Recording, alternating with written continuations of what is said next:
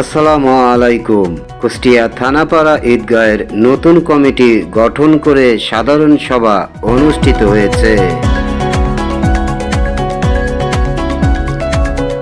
এবারে বিস্তারিত।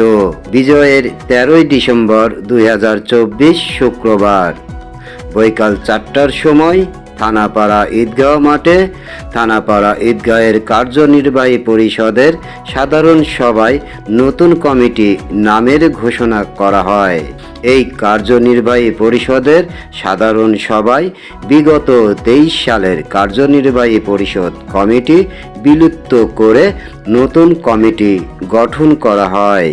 থানাপাড়া ঈদগাহ ময়দানে এলাকার গণ্যমান্য ব্যক্তিবর্গ সহ সমাজের সকল পর্যায়ের লোকজনের উপস্থিতিতে অনুষ্ঠিত সভায় বিস্তারিত আলোচনা শেষে প্রস্তাব ও সমর্থনের মধ্য দিয়ে সর্বসম্মতক্রমে এই কার্যকরী কমিটি গঠন করা হয়। উক্ত কমিটিতে কুষ্টিয়া জেলা বিএনপির সাবেক যুগ্ম সাধারণ সম্পাদক কাজল মাজমাদারকে সভাপতি ও সাধারণ সম্পাদক শওকত হোসেনকে সহ মোট 151 সদস্য বিশিষ্ট কমিটি ঘোষণা করা হয়। এই ঘোষিত কমিটির মাধ্যমে আগামী যে ঈদগাহ ময়দানের যাবতীয় কার্যক্রম অনুষ্ঠিত হবে বলে জানান।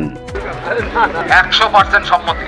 কাজল মজমাদার থানাপাড়া ঈদগাহ কমিটির সভাপতি আজকের থেকে এই সভাপতি নিযুক্ত হলেন এবং এখানে সর্বসম্মতিক্রমে সবার 100% মানুষের সম্মতিক্রমে নিযুক্ত হলেন। আমি আজকে গর্বিত। আমার উপরে যে দায়িত্ব দেওয়া হলো এই দায়িত্ব পালন করার যোগ্যতা আমার নাই। ধর্মীয় প্রতিষ্ঠান ঈদগাহ ময়দান এবং আমার আগে যারা আসছেন এখানে সাবেক 2 নম্বর ওয়ার্ডের কমিশনার সকুমা মাই প্রথম মনে হয় আমি যতটুকু জানি যে ঈদগার কাজ, এবং তার সাথে আরেকজন ছিল নোয়াজ ভাই, তারাই ঈদগার প্রথম কাজ শুরু করে। পরবর্তীতে আমাদের এই যে ভাই বলছেন গামা ভাই, তার কথা না বললেই না। থানাপাড়ায় সে সব প্রত্যেকের খুব প্রিয় আমাদের বড় ভাই ছিলেন, পছন্দের মানুষ ছিলেন। লালন টিভি 24 SM পান্না, কুষ্টিয়া। আল্লাহ হাফেজ।